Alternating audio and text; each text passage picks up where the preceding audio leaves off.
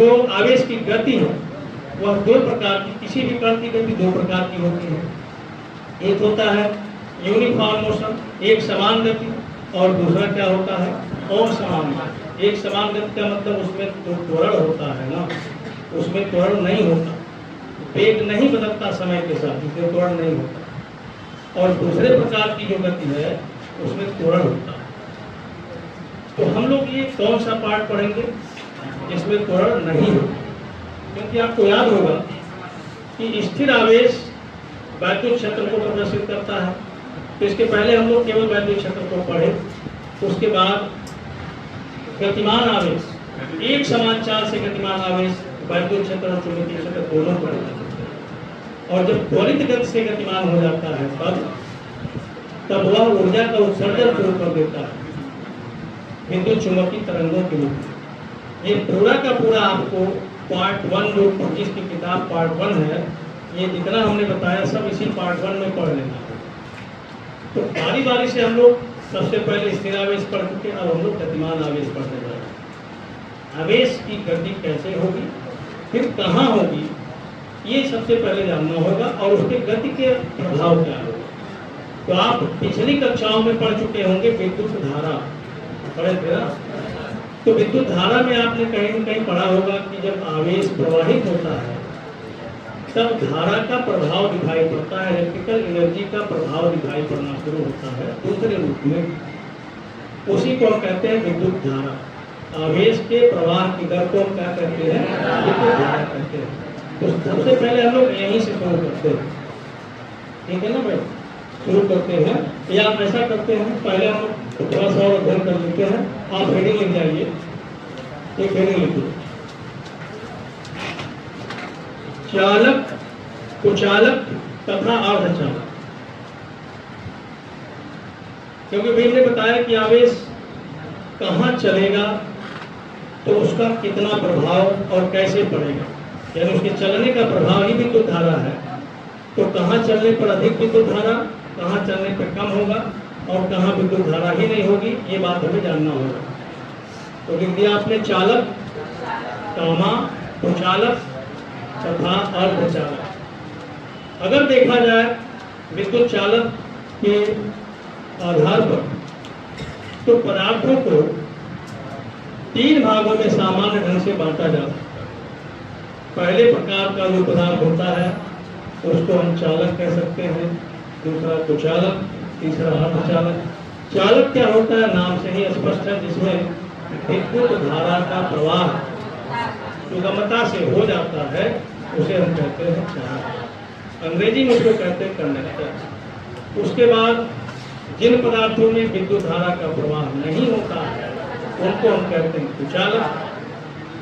उसके बाद कुछ ऐसे पदार्थ होते हैं जिनकी चालकता चालक और कुचालक के बीच में, यानी बहुत ही अल्प मात्रा में धारा उसमें प्रवाहित हो जाती है, ऐसे पदार्थों को हम कहते हैं अर्धचालक। क्लियर हो गया? बाद में एक और पदार्थ का पता चला जिसका नाम है अतिचालक, जिसको अंग्रेजी में कहते हैं सुपर कंडक्टर। क्लियर हो गया ना? तो सुपर कंडक्टर के विषय में भी हमें थोड़ा बहुत जानकारी इसमें लेना है, और उसको उसके स्ट्रक्चर के विषय में, उसके प्रॉपर्टीज के विषय में हम लोग आगे चुंबकीय पदार्थ जब पढ़ेंगे तो वहाँ भी थोड़ा सा चर्चा करें। बहुत ही कुछ उसके ऐसे बहुत ही रोचक प्रॉपर्टी अतिचालकों के अंदर पाई जाती है, इस पर चर्चा हम लोग उस समय करेंगे। तो चालक, तो आप उसी को लिखते जाए, ठीक है? क्योंकि लिखेंगे तो थोड़ा सा कलेक्शन होगा, जिससे प्रश्न का जवाब आप दे सकेंगे। तो लिख जाइए, जिन पदार्थों में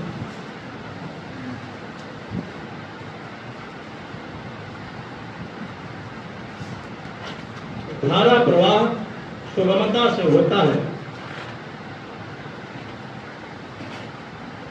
उन्हें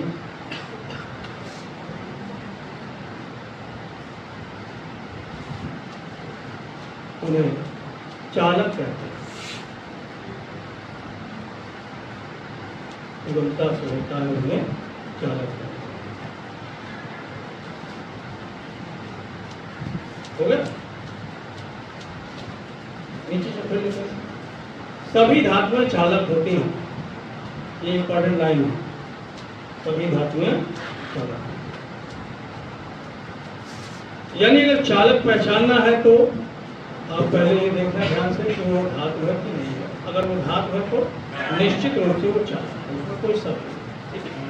अगर इसकी सबसे अधिक चालकता चांदी की होती है, ये भी पूछता है कौन सा पदार्थ है जिसकी चालकता सबसे अधिक होती है। चांदी है, तांबा है, एल्युमिनियम है, ये क्रम से हमने बताया।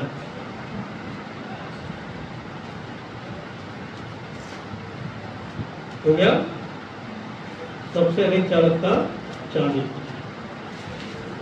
अब इनके विषय में थोड़ा सा ये जानना कि इनमें ऐसा क्या होता है जिसकी वजह से चालकता अधिक होती है। तो लिखिए, सभी धातुओं में पर्याप्त मात्रा में मुख्य इलेक्ट्रॉन पाए जाते हैं।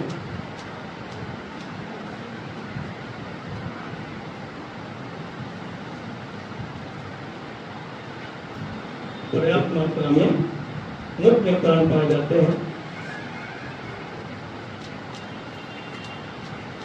जिसके कारण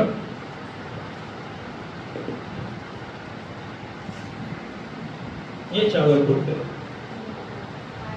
यानी धातुएं चालक क्यों होती हैं, इसका जवाब सामान्य जवाब क्या है कि धातुओं में पर्याप्त मात्रा में मुक्त इलेक्ट्रॉन पाए जाते हैं, जिसके वजह से धातुएं क्या हो जाती हैं, चालक। ठीक है भाई। अब नीचे से लिखेंगे, धातुओं में आवेशवाहक मुक्त इलेक्ट्रॉन होते हैं। ये भी इंपॉर्टेंट लाइन है। धातुओं में मुक्त इलेक्ट्रॉन, धातु में आवेशवाहक मुक्त इलेक्ट्रॉन होते हैं। आवेशवाहक मुक्त इलेक्ट्रॉन होते हैं। ठीक है भाई। मतलब क्या हुआ कि इलेक्ट्रिकल एनर्जी को लेकर चलने वाला, इसमें क्या होता है, धातुओं में मुक्त इलेक्ट्रॉन होता है। अलग अलग पदार्थों में अलग अलग आवेशवाहक होते हैं, और ये भी पूछता है इसमें आवेशवाहक कौन होता है। ठीक है। चलिए, इसके बाद फिर अब लिखिए कुचालक। तो सब कुछ इसका उल्टा लिखते जाना है। मतलब क्या हुआ, जिन पदार्थों में विद्युत धारा का प्रवाह नहीं होता तो वह कुचालक कहते हैं, ऐसे लिखते जाएंगे। जिन पदार्थों में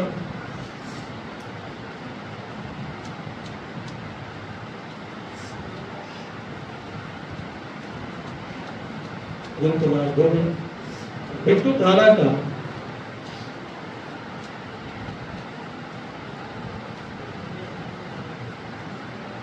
प्रवाह नहीं होता उन्हें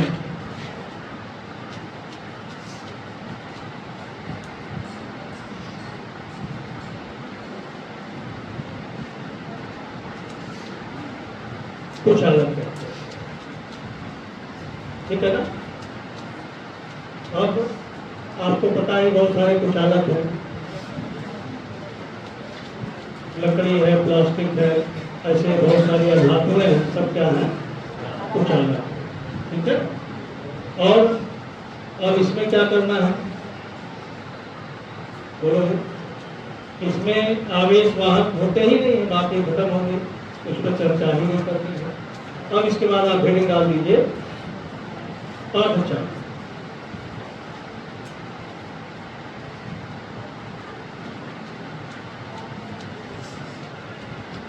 आपने अर्धचालक, जिन पदार्थों की चालकता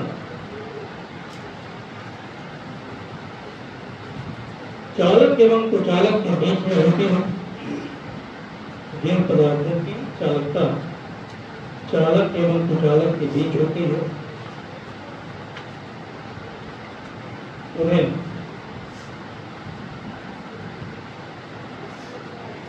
अर्धचालक कहते हैं। अर्धचालक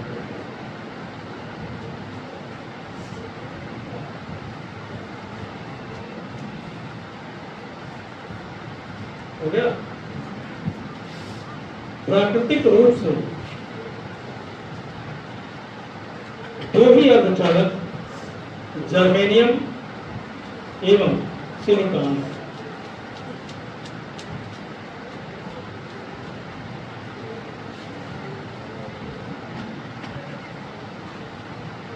ठीक है, समझ गए पूरी बात। जो ही चालक है प्राकृतिक रूप से उनका क्या क्या नाम है? जर्मेनियम और सिलिकॉन। और चालक का जब उदाहरण पूछेगा ये दो आप क्लियर। अब ये किस फैमिली के हैं? कार्बन फैमिली के हैं। इनकी खासियत एक है कि इनके बाह्य कक्ष में 4 इलेक्ट्रॉन होते हैं, लेकिन यहाँ बहुत सारे क्वेश्चन बनने लगेंगे कि कार्बन के भी बाह्य कक्ष में 4 इलेक्ट्रॉन होते हैं, उसकी भी सदस्यता 4 ही होती है। तो फिर कार्बन ये गुण कहीं क्यों नहीं पाया जाता? तो कार्बन के आप अपर रूप सुने होंगे, तो हीरा, ग्रेफाइट और एक और है उसको, एक है आपका कंडक्टर, एक है इंसुलेटर और एक है सुपर कंडक्टर। और समझ गया ना? ग्रेफाइट क्या है? कंडक्टर है। हीरा क्या है?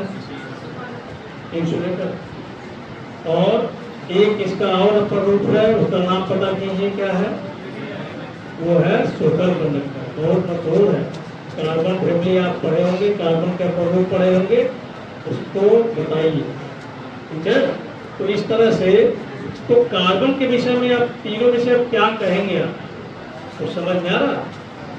इसमें सुपर कंडक्टिविटी का भी प्रॉपर्टी मिल गया, कंडक्टर की भी प्रॉपर्टी मिल गई, इंसुलेटर की प्रॉपर्टी मिल गई। तो ऐसा इसके स्ट्रक्चर की वजह से होता है। ऐसा क्या है इसमें? इस पर चर्चा तो हमने बताया कि सुपर कंडक्टर की चर्चा हम लोग मैग्नेटिक प्रॉपर्टी में करेंगे। ठीक है, अब सेमी कंडक्टर की ही बहुत ज़्यादा चर्चा यहाँ होती है। सेमी कंडक्टर की चर्चा हम लोग इलेक्ट्रॉनिक्स में करेंगे, सबका पार्ट अलग अलग होता है।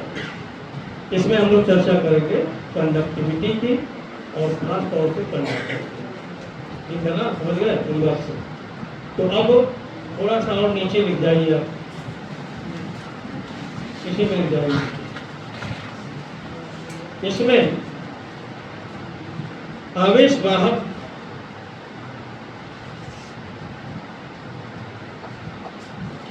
प्रोटॉन व इलेक्ट्रॉन दोनों होते हैं।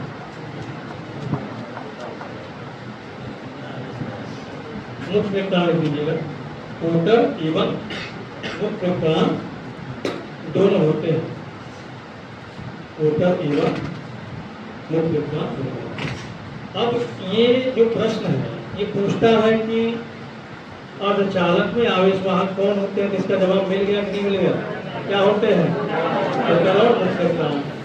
और चालक में मुख्य इलेक्ट्रॉन, लेकिन चालक नहीं बल्कि धातुओं में एक तरह से कहा जाता है, क्योंकि और भी चालक पाए जाते हैं। जैसे और भी लिख जाइए, नीचे सब स्टार बना के लिख दीजिए। वैद्युत भट्टियों में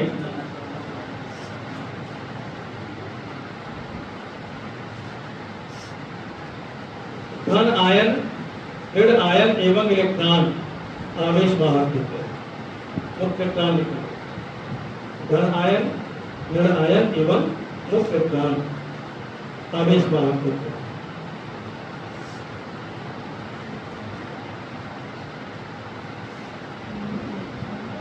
तो पूरी बात क्लियर हो गया सबको?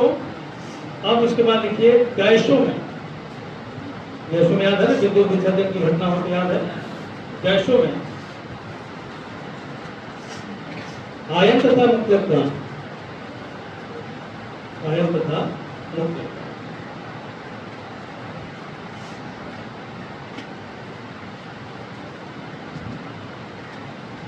तो समझ गए पूरी बात को? तो अलग अलग पदार्थ में जो चालक हैं, अलग अलग पदार्थ में आवेश वाहक क्या होते हैं? अलग अलग हो जाते हैं। तो इस पर भी प्रश्न पूछा जाएगा आपसे। तो ये आप समझ गए कि चालक क्या होता है, कुचालक क्या होता है। अब हम लोग चालकों के भीतर जाने वाले हैं। चालकों के भीतर होता क्या है? सबसे पहले धातुओं की बात करते हैं। तो धातुओं में यह स्पष्ट हो गया कि मुख्य इलेक्ट्रॉन पाए जाते हैं। अब ये मुख्य इलेक्ट्रॉन क्या है, इसके विषय में कई बार चर्चा हो चुकी है कि अगर हम किसी भी धातु की स्ट्रक्चर को देखें तो उसमें बहुत सारे परमाणु हैं। हर परमाणु में उसके नाभिक में प्रोटॉन और न्यूट्रॉन है और इलेक्ट्रॉन नाभिक के चारों ओर बंद रहते कक्षाओं में परिक्रमण करते हैं। अब देखा जाए तो नाभिक धनावेशित और इलेक्ट्रॉन ऋणावेशित, तो उनके बीच में स्थिर विद्युत बल कार्य करने लगता है जो आकर्षण का होता है, जिसके जनिए अभिकेंद्र बल प्राप्त होता है इलेक्ट्रॉन। तो जो विद्युत बल है उसको आप पढ़ चुके हैं, वह दूरी के वर्ग के वियुक्त क्रमानुपाती होता है। यानी इलेक्ट्रॉन के कक्षा की त्रिज्या जैसे जैसे बढ़ती जाएगी, आर का मान जैसे जैसे बढ़ता जाएगा, एफ का मान वैसे वैसे घटता जाएगा। मतलब साफ हो गया कि जो नाभिक से समीप कक्षा में परिक्रमण करेंगे उन पर स्थिर विद्युत बल का मान अधिक होगा, और जो नाभिक से दूर कक्षा में परिक्रमण करेंगे उन पर नाभिक का स्थिर विद्युत बल कम होता जाएगा। तो कुछ जो इलेक्ट्रॉन होते हैं नाभिक से बहुत दूर की कक्षा में होते हैं, जिसकी वजह से बहुत ही अल्प मात्रा में विद्युत जो स्थिर विद्युत बल है बहुत अल्प मात्रा में आकर्षण के रूप में कार्य करता है। किसी भी एनर्जी डिस्टर्बेंस की अवस्था में वह अपनी कक्षा को छोड़कर अलग हो जाता है। ठीक है, घर से कौन भागता है भाई? वो जो घर से बहुत ज्यादा जुड़ा होता है, जो कम जुड़ा होता है वो भाग जाता है।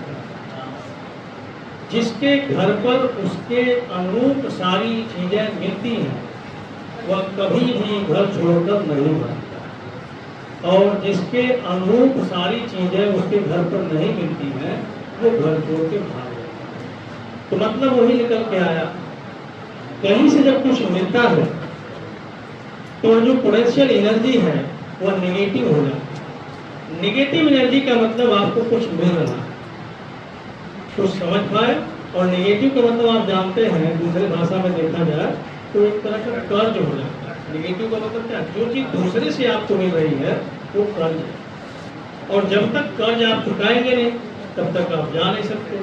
तो अब अगर आपके घर से जो चीजें मिल रही हैं आपके भागने की संभावना तब बनती है जब उससे अधिक चीजें मिल रही हैं। तो समझ में आया कि नहीं आया? जो खाना मिल रहा, कपड़ा मिल रहा, रहने की जगह, उससे सुपीरियर, उससे अच्छा अगर किसी ने आपको कर दिया तो चांसेस है कि आप भाग सकते, लेकिन उससे कम पे कोई भागेगा नहीं। जैसे मान लो आप दिन भर में 3 बार खाने, कोई कह रहा चलो भाग लो दिन भर में 2 बार खिलाएंगे, सब खाएंगे नहीं जाएगा। 4 बार खाने पर तो हो सकता है।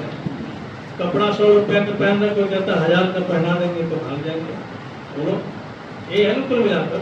तो ऐसे यहाँ भी है कि ये इलेक्ट्रॉन ये नाभिक है, तो एक इलेक्ट्रॉन यहाँ पर है, दूसरा इलेक्ट्रॉन नाभिक है। ये डिस्टेंस बड़ा हो गया कि नहीं? तो आप जब बड़ा होगा तो यह क्या होगा? छोटा होगा। अब इसका अट्रैक्शन बहुत कम है तो उसके भागने की संभावना बहुत कम है। तो थोड़ा भी एनर्जी कहीं से इसको मिला तो अपनी कक्षा को छोड़, लेकिन वो बेवकूफ इंसान जो घर से भागता है उसका क्या होता देखिए यही सब दिखाई पड़ेगा। अब वो ठोकर खाता है, ठोकर खाना जानते हैं। यहाँ भी इलेक्ट्रॉन ऐसे ही ठोकर खाएगा, टक्कर।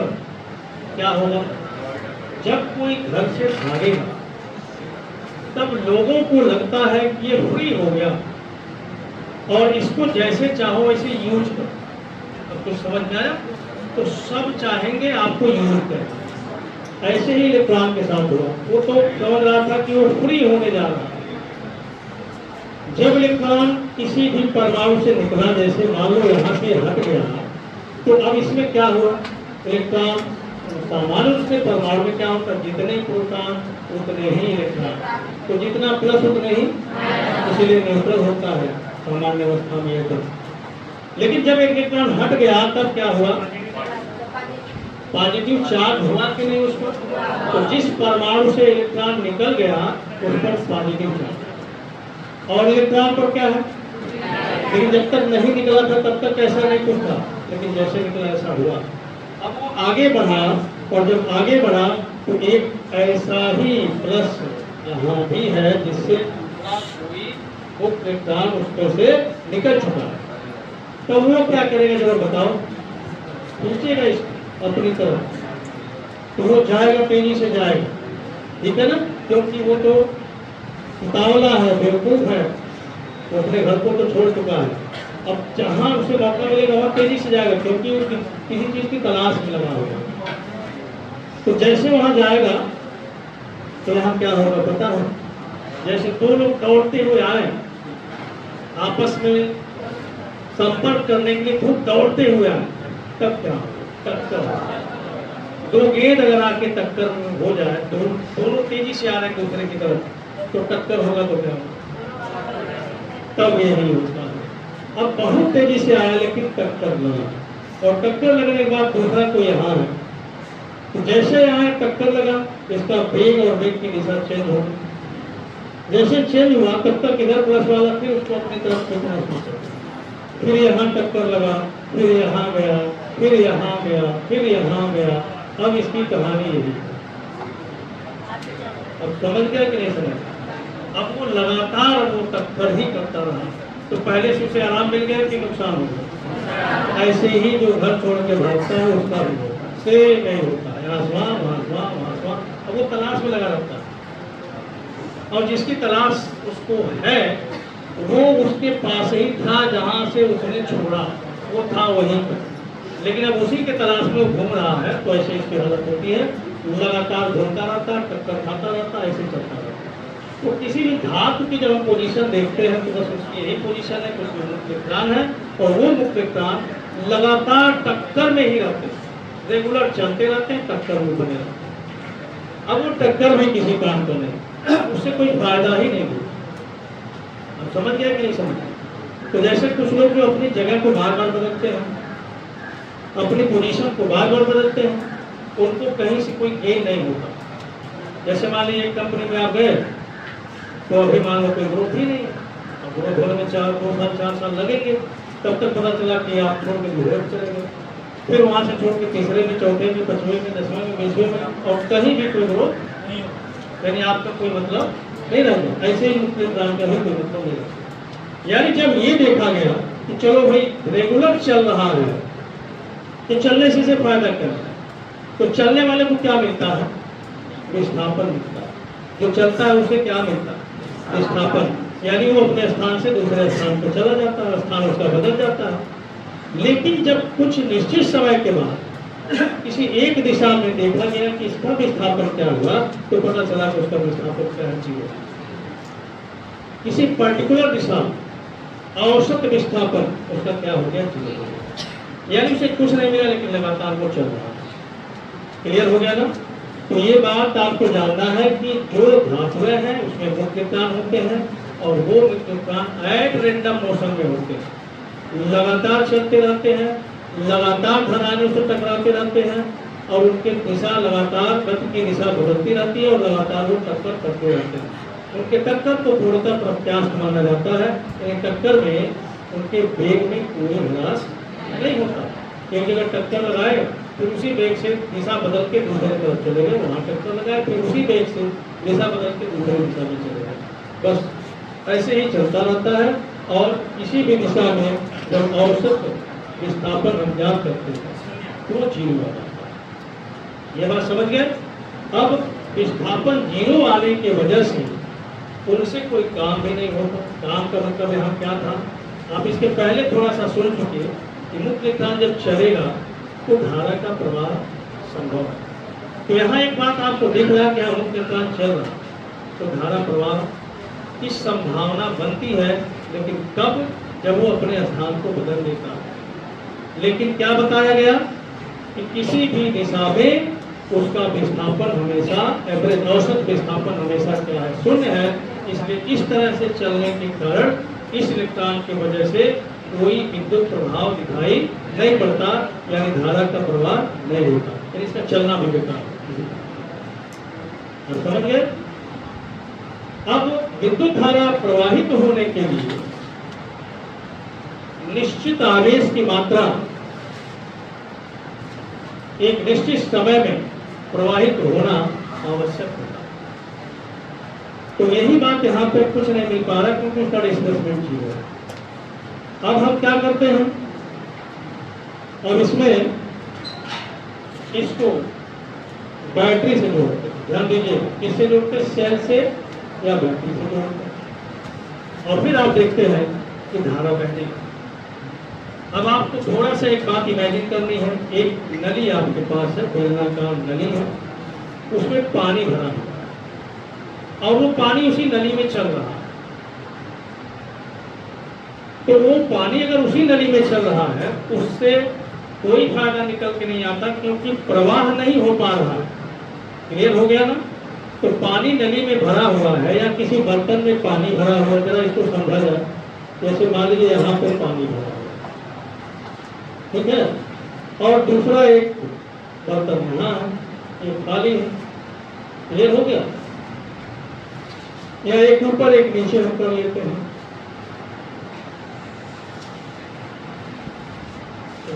एक यहाँ है और इसमें से ठीक है, और एक नली हमें प्रवाह करना था भाई, और चाहते थे कि पानी ऐसे आके यहाँ गिरता और यहाँ से होके फिर इसमें आता, तो ये प्रवाह शुरू हो जाता कि नहीं हो जाता? बोलो भी। तो पता चला कि पानी यहाँ भरा हुआ है, ये नली बनी हुई है, सब कुछ है, लेकिन पानी यहीं पे है, यहाँ से वहाँ नहीं जा रहा। हम इसी पानी को खूब चला रहे हैं, पानी चल रहा, तो पानी तो चल रहा, तो क्या प्रवाह हो रहा? क्यों? सेम यही कंडीशन इसका है। इलेक्ट्रॉन इस पे भरा हुआ है और आप अंदर चल भी रहा है, लेकिन प्रवाह नहीं हो रहा। अब समझ गए ना? एक दिशा से दूसरी दिशा में सीधे सीधे इलेक्ट्रॉन इसमें प्रवाहित नहीं हो पा रहा। तो अब हमने क्या किया? यहाँ पर हमने एक लगा दिया मोटर, ठीक है भाई?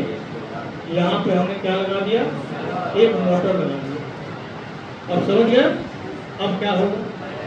अब ये मोटर इस पानी को यहाँ पे करवा दिया और उसके बाद पानी अपने आप यहाँ गिरा, फिर मोटर ने यहाँ कर दिया, फिर पानी गिरा, फिर मोटर ने यहाँ कर दिया। अब क्या शुरू हो गया? क्या शुरू हो गया? इसका मतलब यहाँ प्रवाह के लिए मोटर की जरूरत है कि नहीं है? अब वो मोटर कौन है? वो मोटर बैटरी है या फिर सेल है। यह बात थोड़ी समझ में आ गई? तो बस सेल का भी एक कार्य है। अब इसको फिजिक्स की भाषा में आप समझोगे तो आपने ये प्लस है, एक सिरा प्लस से जोड़ा तो ये प्लस हो गया और दूसरा सिरा माइनस हो गया अपने आप। क्लियर? अब ये जो मतलब काम थे, पहले देखो हम कुछ एक आइडिया बनाते हैं इसका, ऐसे गया, ऐसे आया, ऐसे गया, ऐसे मान और ऐसे जा रहा है, ठीक है, और ऐसे ही फिर वापस आ रहा है। इसी वजह से इसका निश्चित डिस्प्लेसमेंट, किसी भी निश्चित दिशा में कोई डिस्प्लेसमेंट नहीं होता। लेकिन जब बैटरी से जुड़ा इलेक्ट्रॉन लगातार अट्रैक्ट भी हो रहा है, इसमें अट्रैक्शन भी, अट्रैक्शन फोर्स भी काम कर रहा है और चल भी रहा, चल तो पहले से था, चल रहा था पहले से, लेकिन इसी साथ साथ अब इसे खींचा भी जा रहा है। तो जब अब वापस आता है तब ये ऐसे है। यहाँ अभी समझे कि नहीं समझे? बैटरी नहीं थी तो यही आ रहा था, बैटरी जब लग गई तब यहाँ। तो डिस्प्लेसमेंट हुआ कि नहीं हुआ? बोलो, डिस्प्लेसमेंट हो गया। और जब डिस्प्लेसमेंट हो गया तो करंट दिखने लगा, धारा प्रवाहित होने लगा। यह बात क्लियर हो गया? तो अब ये इसको हम क्या करते हैं? इस घटना को हम क्या करते हैं? अपना कार्य, आपका कार्य कुछ और है, उसको करते जा रहे हैं, उसी में दूसरा कार्य अगर थोड़ा सा निकल के आया तो उसको हम कह सकते हैं अनुगमन। तो इलेक्ट्रॉन यहाँ पे क्या कर रहा? लगातार टक्कर में बना है, लगातार टक्कर कर रहा, लेकिन उसी के साथ साथ ये डिस्प्लेसमेंट हुई है। इस डिस्प्लेसमेंट को हम कहते हैं ड्रिफ्ट, अनुगमन कहते हैं। इसको गमन नहीं कहते बल्कि अनुगमन, एक निश्चित दिशा में गमन इसका हो गया। तो समझ में आ गया?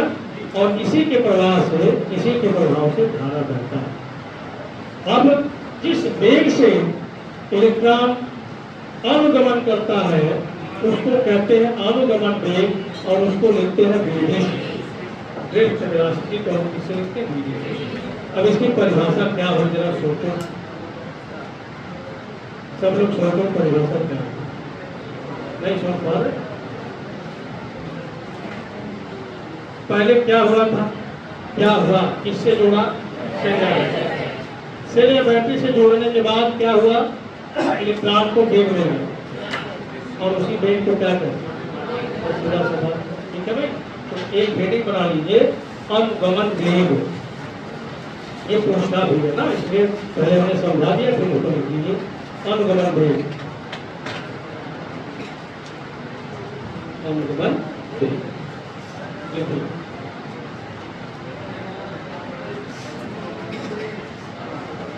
इसमें जब किसी चालक को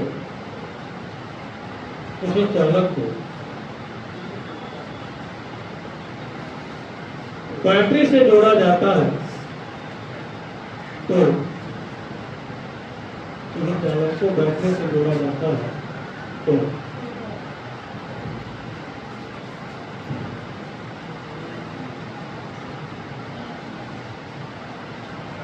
बैटरी का विद्युत वाहक बल मुक्त इलेक्ट्रॉनों को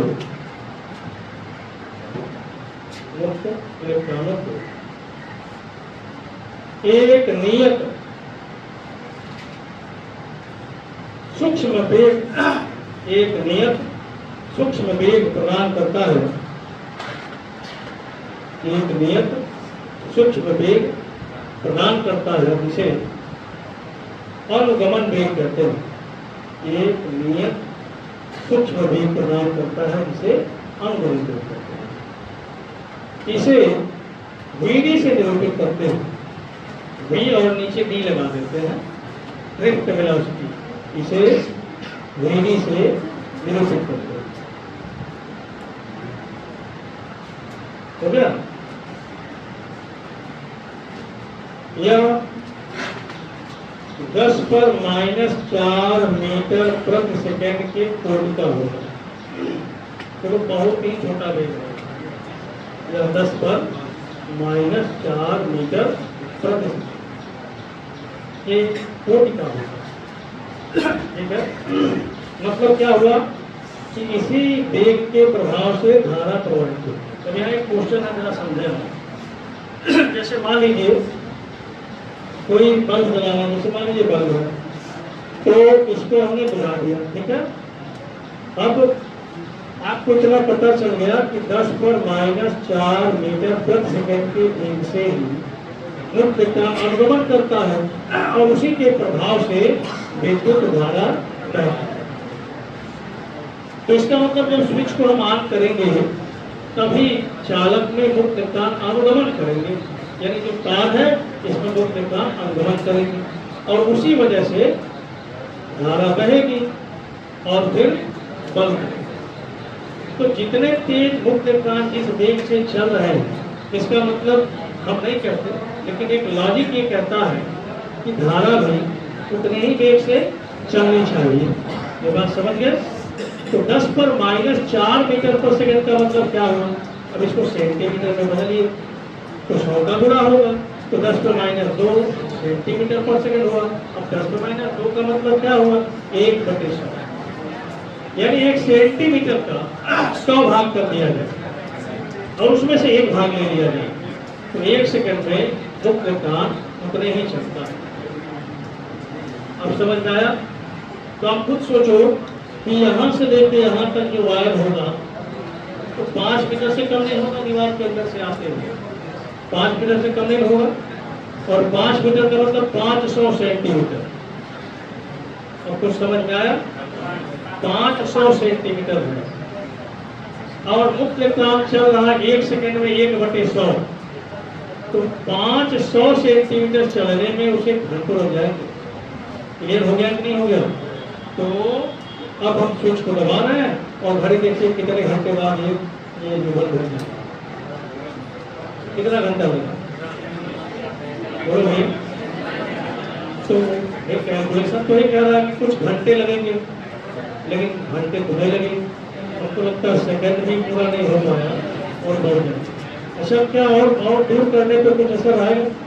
मान लो यहाँ स्विच दबाया जाए और आप घर पे बल्ब लगा हो, यानी 1 किलोमीटर दूर, तब क्या हो?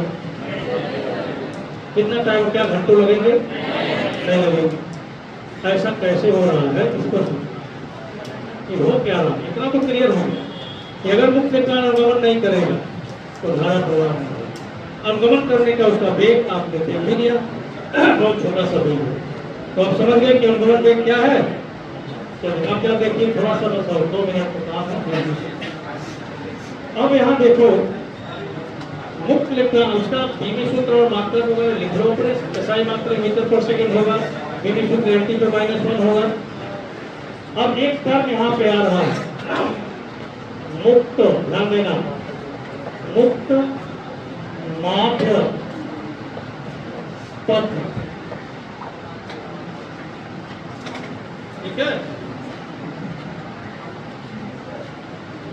मीन फ्री पाथ, मुक्त माध्य पथ। तो मुक्त माध्य पथ क्या है? तो सबसे पहले मुक्त पथ की बात की है, समझ में आना। जैसे मान लीजिए आप घर से निकल गए, घर पे बैठ के पढ़ रहे थे, घर से निकले, कोचिंग में आए, कोचिंग में पढ़ने लगे, फिर यहाँ से निकले, स्कूल में गए, वहाँ भी पढ़ने लगे, फिर घर पे गए, वहाँ भी पढ़ने लगे। तो आपका मुख्य काम क्या हुआ? पढ़ने का। तो आप फ्री कब, मुक्त कब, मतलब अपने मेन काम से मुक्त कब? कब? रास्ते में। तो ये रास्ता क्या हुआ? मुक्त रास्ता हुआ कि नहीं हुआ? ये मुक्त पथ। अब बताओ, इलेक्ट्रॉन का मुख्य कार्य क्या था यहाँ? टक्कर। क्या कार्य है मुख्य रूप से? टक्कर, लगातार वो टक्कर कर रहा था। तो अब मुक्त कब है? जैसे यहाँ टक्कर किया, यहाँ टक्कर किया, फिर यहाँ ऐसे टक्कर कर रहा, तो मुक्त कब है? बीच का जो पथ है उसको। तो दो क्रमागत टक्करों के बीच पथ को ही हम क्या कहते हैं? मुक्त पथ। देखो जल्दी से, मुक्त पथ में लिखे थे, मुक्त माध्य पथ में लिखे। इलेक्ट्रॉन के दो क्रमागत टक्करों के मध्य पथ, दो इलेक्ट्रॉन के दो क्रमागत टक्करों के मध्य पथ को मुक्त पथ कहते हैं। मुक्त पथ, दो क्रमागत टक्करों के मध्य पथ को मुक्त पथ कहते हैं। दो क्रमागत टक्करों के मध्य पथ को मुक्त पथ। यह बात क्लियर हो गई। और माध्य क्या हो चलेगा? जब बहुत सारे मुक्त पथ होंगे तो सबका माध्य लिख जाइए। सभी मुक्त पथों का माध्य, सभी मुक्त पथों का माध्य मुक्त माध्य पथ कहलाता है। इसे लैम्डा से निरूपित करते हैं। किससे लिखते हैं भाई? चलिए बोलो, किससे लिखते हैं? लैम्डा से। सभी मुक्त पथों का माध्य मुक्त माध्य पथ कहलाता है। इसे लैम्डा से निरूपित करते हैं। तो इसमें कोई कंफ्यूजन किसी को? अब एक टर्म है जिसका नाम है श्रांति काल, और उसको फिर हम लोग कभी देखेंगे। पहले ये समझ लीजिए कि श्रांति काल है क्या। तो श्रांति काल में दो शब्द है, एक श्रांति है, एक काल है। काल क्या होता है? श्रांति क्या होता है? हिंदी तो पढ़े नहीं, बोलो, हिंदी जानते हो? श्रांति मतलब विश्राम। चलो आपकी बात हम मान लेते हैं, श्रांति मतलब विश्राम। अंग्रेजी के दो शब्द हैं, एक रिलैक्स है और एक कंट्रोल है। तो यहाँ पे कौन सा शब्द होगा? रिलैक्स होगा कि कंफर्ट होगा? श्रांति का क्या मतलब होगा? कंफर्ट या रिलैक्स? क्योंकि विश्राम और श्रांत दोनों एक बात नहीं है। इस तरह से कंफर्ट और रिलैक्स दोनों एक बात नहीं है, एक ही शब्द नहीं, दोनों अलग अलग शब्द। आराम टाइम इंटरवल के लिए यूज किया जाता है, मतलब कुछ समय के लिए जब आप आराम करते हैं उसे कंफर्ट कहेंगे। और जब बहुत ही छोटे टाइम इंटरवल के लिए यूज किया जाता है तो उसको हम रिलैक्स। क्लियर हो गया ना? Time of relaxation. आपके आप का टाइम ऑफ रिलैक्सेशन क्या है? इसको सोच के बताइएगा। आपका काम क्या है?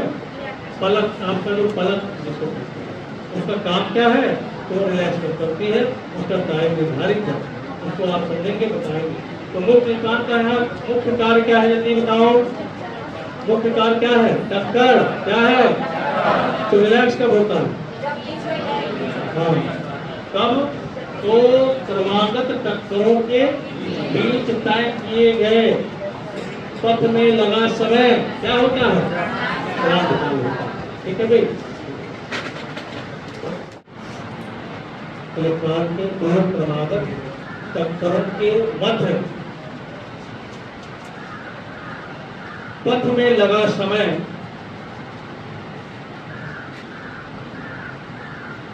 क्रांत काल कहलाता है।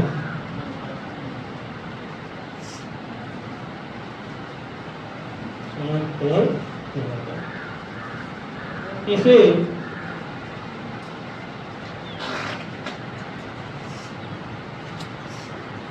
ताऊ से निरूपित करते हैं, ताऊ से निरूपित करते हैं।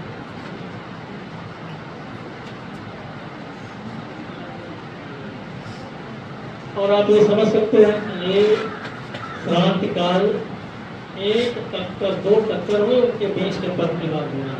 यानी जब हम जनरल रूप में यूज करेंगे तो जो क्रांति काल होगा वो एवरेज ही होगा, समझ गया ना।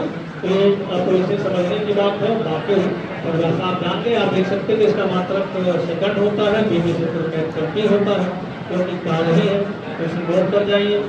और आगे जो खास बात है, टाउ इज इक्वल टू होता है लैम्डा अपॉन वी और एमएस। ये महत्वपूर्ण फार्मूला है, इसका ध्यान रखिए, लैम्डा अपॉन वी और एमएस। ठीक है भाई, अब इसमें लैम्डा मुक्त माध्य पथ है, 92 से रूट मीन स्क्वायर वेलोसिटी, वर्ग माध्य मूल वेग। थोड़ा सा हम आपको बताएंगे गैसों का अणुगति मॉडल। गैसों के अणुगति मॉडल में ये बताया जाता है कि जो गैस है अति सूक्ष्म गोलाकार कण होते हैं। ये हो गया, गैस के अणु निरंतर और नियमित गति करते रहते हैं और आपस में टकराते रहते हैं। उनका टक्कर पूर्णतः प्रत्यास्थ होता है। थोड़ा सा मिलाते जाए, अभी मैंने मुक्त इलेक्ट्रॉनों के विषय में बताया था। तो जो प्रॉपर्टी मुक्त इलेक्ट्रॉनों की होती है, ठीक वही प्रॉपर्टी गैस में गैस के अणुओं की है। और गैस के अणुओं के वर्ग माध्य मूल वेग का जो सूत्र होता है वह भी, उसको भी इसी से लिखते हैं VRMS, और वो फार्मूला होता है VRMS is equal to root 3RP upon capital. ये फार्मूला है, और यहाँ पर जो यम है वह गैस के अणुओं का मतलब अणुभार है, गैस का अणु।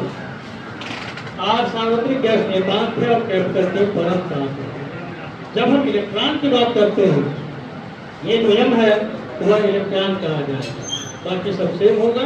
और अब देखिए आप ध्यान से, कैपिटल P ये परमाणु है, R कांस्टेंट है, M कांस्टेंट है, तो VRMS इन प्रोपोर्शनल को नहीं लिख देते हैं, यह जो VRMS है इन प्रोपोर्शनल टू रूट T होगा। मतलब क्या निकल गया, अगर हम टेम्परेचर को बढ़ा दें तब क्या होगा, टेम्परेचर बढ़ाएंगे तो VRMS बढ़ेगा, और जब VRMS बढ़ेगा तब पावर घटेगा।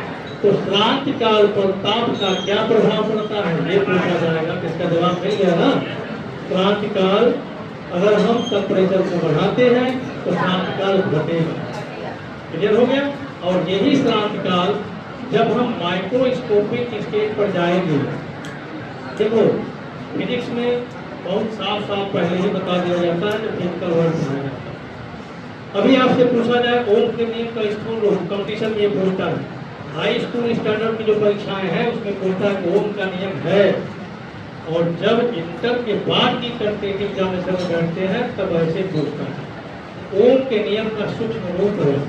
अब उसमें देखो, ये देखो क्या दिया, V अपॉन आई बराबर आर, बी दे दिया, डब्ल्यू अपॉन क्यू बराबर बी, सी दे दिया, sigma J equal to sigma into D, और सी जो हो गया डी, सी आ गया धन। अब ये दे दिया और आपसे पूछा कि ओम के नियम का सूत्र कौन सा? कौन सा? डी। इसमें कोई नहीं डी, क्यों सी है, क्यों डी नहीं है? बोलो। तो ये सी ही सही है। माइक्रोस्कोपिक इफेक्ट फिर यानी जब हम सूक्ष्म स्तर पर हम स्टडी करते हैं पदार्थों की, तब ओम के नियम का रूप ऐसे होता है। स्थूल स्तर पर माइक्रोस्कोपिक इफेक्ट फील्ड में जब हम आएंगे तो ये ओम का नियम है।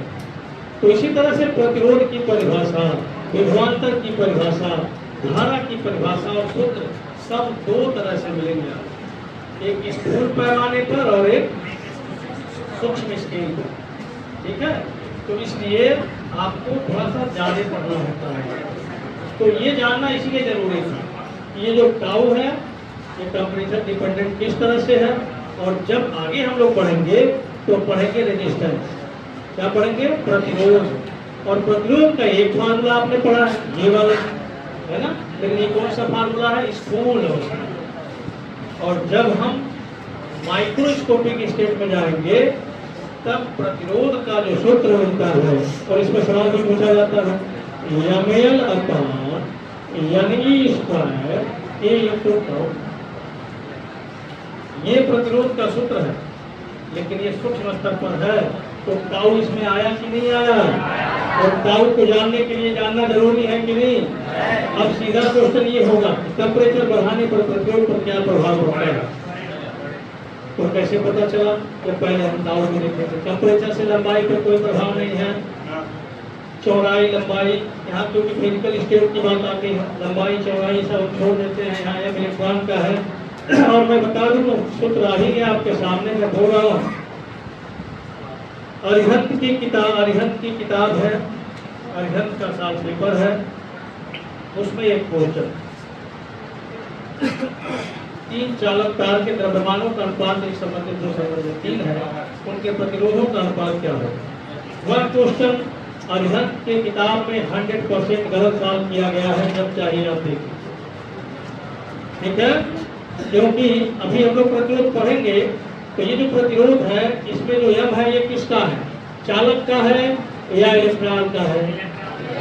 किसका है? इलेक्ट्रॉन का है। लेकिन जब उसका सॉल्यूशन देखेंगे तो वह हम क्या किया है? चालक को यम मान दिया, वह चालक का द्रव्यमान लेके सॉल्व किया। वो मिसप्रिंट नहीं है, वह गलत सॉल्यूशन है, इसका ध्यान रखिएगा। किसी ने सॉल्व किया है, गलत सॉल्यूशन कर दिया, और वो 2-3 सालों से वैसे ही चला। तो ये है सिस्टम, इसका ध्यान रखिए, थोड़ा बच के रहना। तो ये आपका, और आंसर भी दूसरा आ रहा होगा, आंसर भी मिलाइएगा, आंसर भी दूसरा है, और आंसर पेपर उठाइएगा, आंसर में जो आंसर दिया है वो नहीं मिल रहा है उनका, फिर भी वो चल ही रहा है, लोग पढ़ ही रहे हैं सब। तो आपको ये पता चल गया ना यहाँ से कि अगर टेम्परेचर हम बढ़ाएंगे तब यहाँ आना पड़ेगा। टेम्परेचर बढ़ाएंगे तो VRMS बढ़ेगा, VRMS बढ़ेगा तो टाउ घटेगा, टाउ घटेगा तो आप बढ़ेगा। ये पूरा क्लियर हो गया कि टेम्परेचर बढ़ाने पर धातुओं का प्रतिरोध क्यों बढ़ जाता है, यह बात यहाँ से स्पष्ट है। ठीक है ना। बाकी की स्टडी हम लोग कल करेंगे।